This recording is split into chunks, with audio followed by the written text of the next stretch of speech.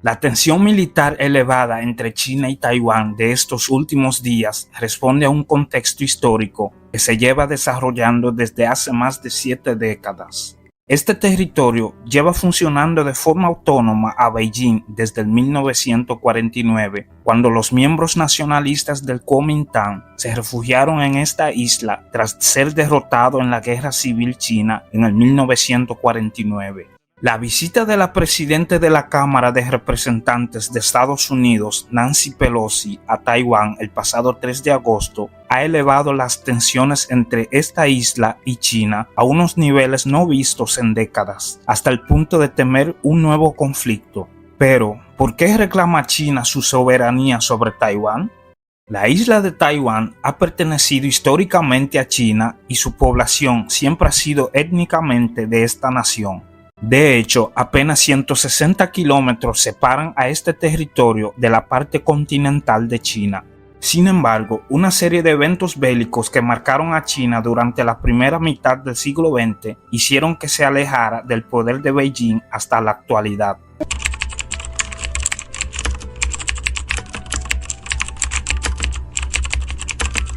Para comprender su particularidad política, toca retroceder hasta el año 1927. En esa fecha en China se empezó a librar una guerra civil entre los nacionalistas del Kuomintang, que llevaban en el poder de la República China desde el 1912, y los comunistas, que se habían constituido como un partido de forma reciente. Este conflicto por el poder en Beijing y el resto de China quedaba muy lejos para la isla de Taiwán, que para esa época llevaba más de 30 años bajo el poder japonés y que seguiría con presencia nipona hasta el 1945. Pero con el tiempo el enfrentamiento entre nacionalistas y comunistas sería vital para entender lo que es hoy Taiwán. El control chino sobre Taiwán no sería hasta la mencionada fecha, cuando Japón es derrotada en la Segunda Guerra Sino-Japonesa, un conflicto enmarcado en el contexto de la Segunda Guerra Mundial. Desde la invasión manchuria por el ejército nipón, nacionalistas y comunistas habían aparcado sus diferencias para combatir al invasor y enemigo común, pero una vez fue expulsado, las hostilidades regresaron entre los dos bandos. La diferencia es que para el 1947 los comunistas liderados por Mao Zedong habían multiplicado su fortaleza gracias al apoyo de la Unión Soviética, mientras que el Kuomintang de Chiang Kai-shek vio cómo su poder fue disminuyendo paulatinamente en diferentes regiones de China.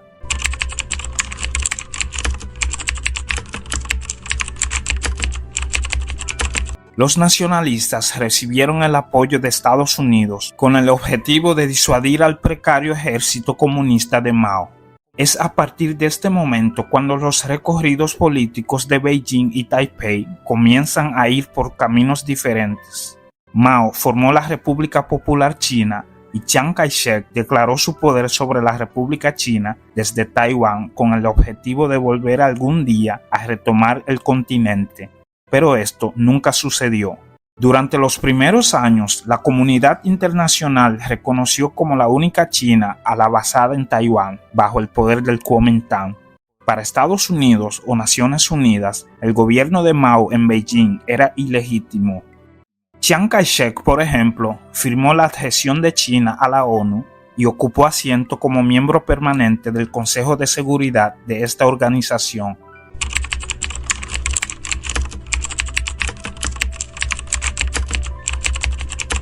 Pero la situación cambió radicalmente a partir del 1971.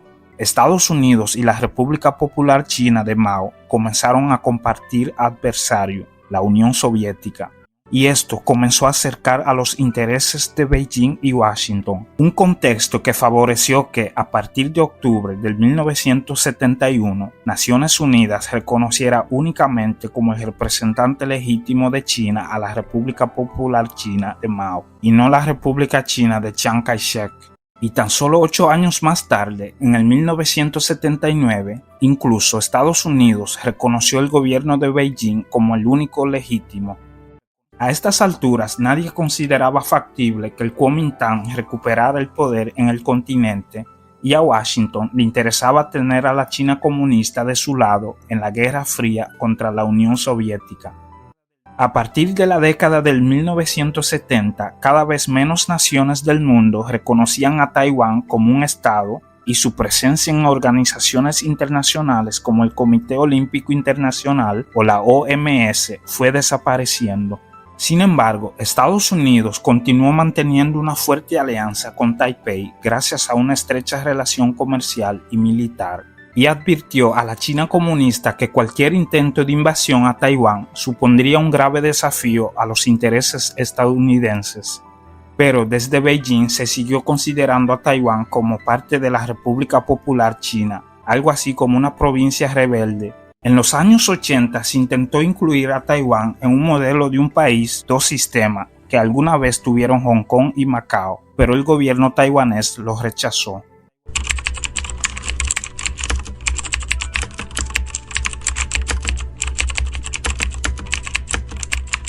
Además, la situación se ha vuelto más compleja desde el 1997. Ese año, Taiwán pasó de ser una democracia y tan solo 3 años después, el Kuomintang, partido que se considera chino todavía, perdió las elecciones contra el Partido Progresista Democrático, una formación que rechazó la idea de volver al continente para retomar el poder en Beijing y que pretende la autodeterminación de Taiwán como nación. Y es que 7 décadas después se ha dado una paradoja en Taiwán.